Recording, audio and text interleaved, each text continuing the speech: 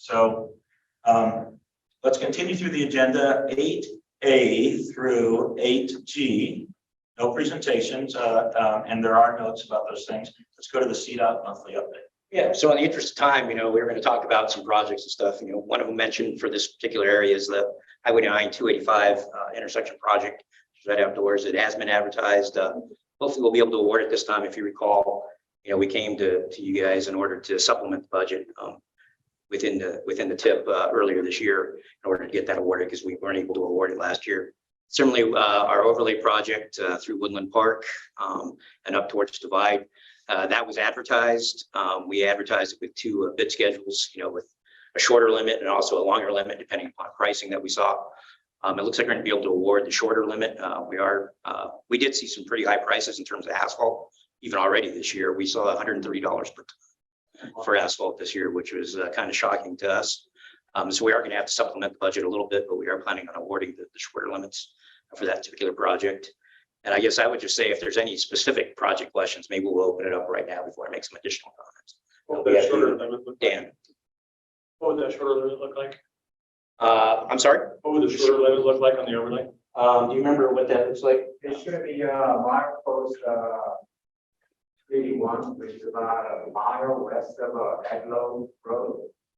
Okay. So that's the limit schedule B. So that's the limit. So it'll go through Woodland Park, So instead of going all the way to Divide, it'll stop Yes, at top of Blue Hill. Yep. Okay, any other questions? On project related stuff, and I have a couple other announcements. And just checking to make sure that we have any comments or questions for anybody online. No one has indicated unless anyone in the conference room has anything, but Okay. If you do and you're online, just feel free to chime in because it's a little hard to see. But please just chime in if you have a question. Okay, I'd say go ahead and proceed with the rest. All right, thank you, Mr. Chair. And just, from a larger statewide perspective, we are working on our FY24 budget right now. There's going to be some presentations to the Transportation Commission next week. And so we'll have a better idea of what that really looks like and what we're looking towards. Similarly, another thing that was mentioned here today of interest in the local community is, in terms of recruitment and retention, particularly for our maintenance forces in this part of the state, and other, hard to fill locations within the state, like the Vale, Silverthorne areas. We are looking at opportunities for employment housing. So we are looking very closely with the county and the town on actually procuring some employee housing for here to help us with recruitment and retention, just given there's no availability. So a lot of parts of the state, we have housing stipends to help people with the cost. When you can't find a place to live, period, that presents another challenge in and of itself. So that's something we're working on. Hopefully we'll have something in place by next winter, actually here in Fairplay, actually constructed. So, and I think the final thing I will mention, and I think most of you have heard this, but maybe not, I'm going to be retiring from CDOT at the end of this month on November 30th. And going into the private sector. And so CDOT is working on, developing the announcement and advertising my position. They're anticipating trying to get it filled sooner rather than later, but this will be my final meeting with PPACG. I really appreciate the opportunity to work with all of you and all of our planning partners. It's been a great run and I've really enjoyed it. Thank you for all you do. Wow, thank you. I was going to say, and we are not going to accept his retirement. I'll second it. So I hear a motion. Should we do a ceremonial vote anyway? All in favor, say aye. Aye. Any opposed? You're not allowed to retire.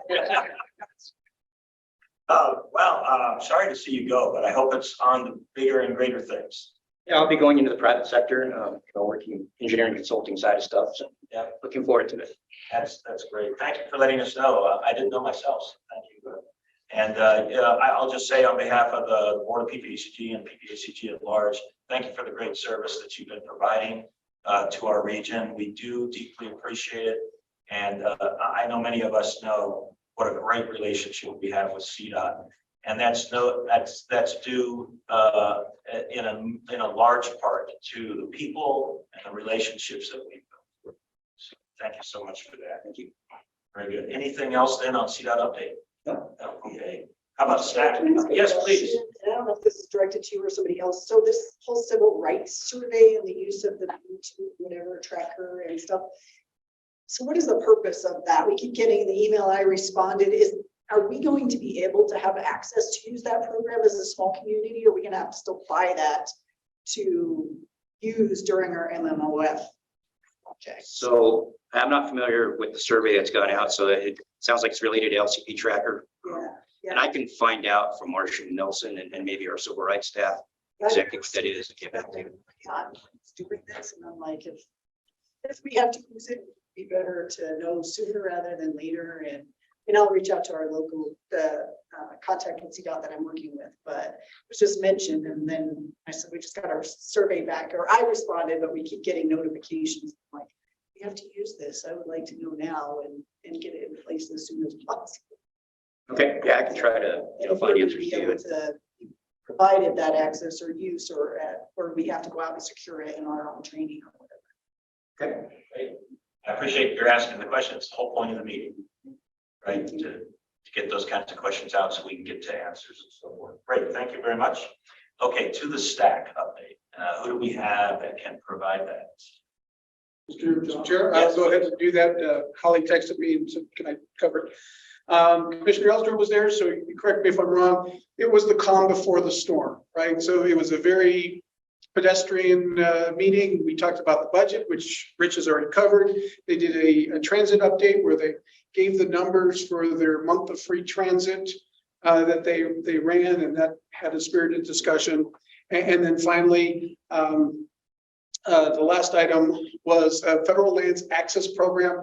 There are federal monies that come into the state to provide access to federal lands such as national parks and whatnot. And so those monies go through a process, federal lands access program, to be dedicated. So they we talked about the program, and they selected a new representative.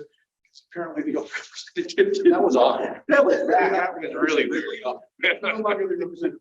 And that's the staff report. Happy answering questions. So you talked about the calm before the storm. What's the storm? Well, the storm is Or is it just another joke? Yeah.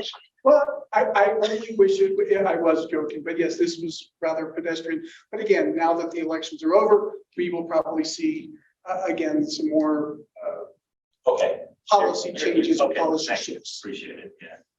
Unless That's you think I'm wrong. No, I think you are totally accurate, and it was a very awkward moment. Yeah. But I believe Commissioner Baker from Chaffey County is now the representative to the federal lands for SNAC or whatever group he came from. But anyway, he's now the representative to that. And it is a program where if you do have federal lands, you can apply for money. They generally say it's reserved for national parks and national monuments, high use areas, those type of things that you might need some assistance on roads to that. Yeah, when I first got here, we tried to bark up that tree to get money for military installations. It didn't work. I said, you're an outsider. You came from Arizona, didn't you? They just sent me away. What about high use areas that belong to national agencies that maybe are not the right national agency to own the high use area? What about that? Yes. Yeah. So those around the Pikes Peak area know exactly what I'm talking about.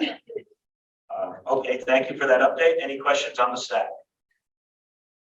All right, seeing none, Executive Director's report. Thank you, Mr. Chair. Just a couple of things real quick.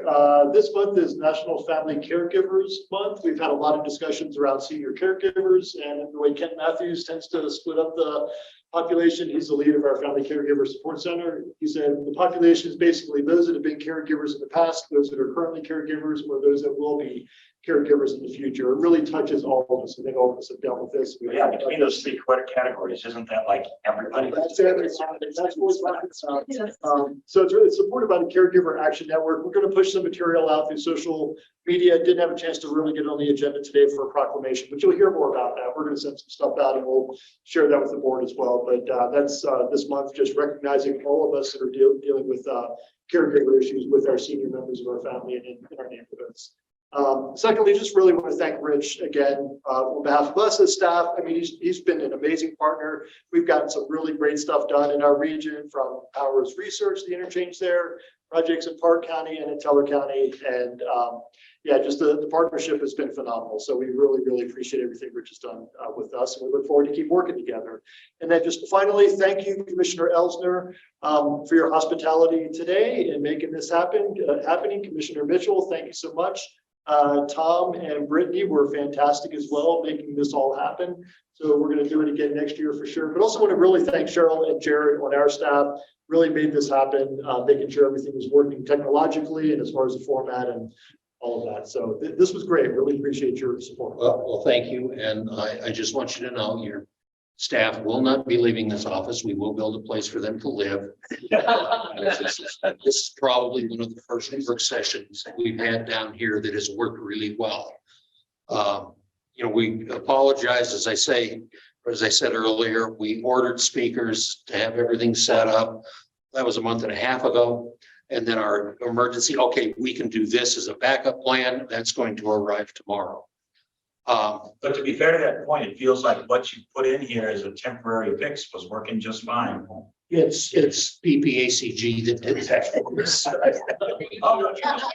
Yeah, I'm not taking credit for they're the ones, that's why they can't leave. One other thing though, the next meeting is like the 15th of December, which for those of us that are members of CCI, may be a bit of an issue. So it's something that CCI starts that afternoon. So most commissioners will be down there. I've got meetings that I have to go to in the morning. So your attendance may be a little sparse for that meeting from commissioner's standpoint, or maybe you can. I think perhaps maybe a key part of that is maybe we'll hold the meeting, but if we could have a light agenda, so Yeah. maybe keep it to 2 hours or less. Yeah. I think if we just have a light agenda, most of us will be able to get. Okay, we'll do that. We'll mark that on the calendar, 2 hours or less. And we might be able to have a light agenda considering we passed today. Budget. That was helpful. Yeah. So. All right, anything else? Nope, that's it. All right, very good.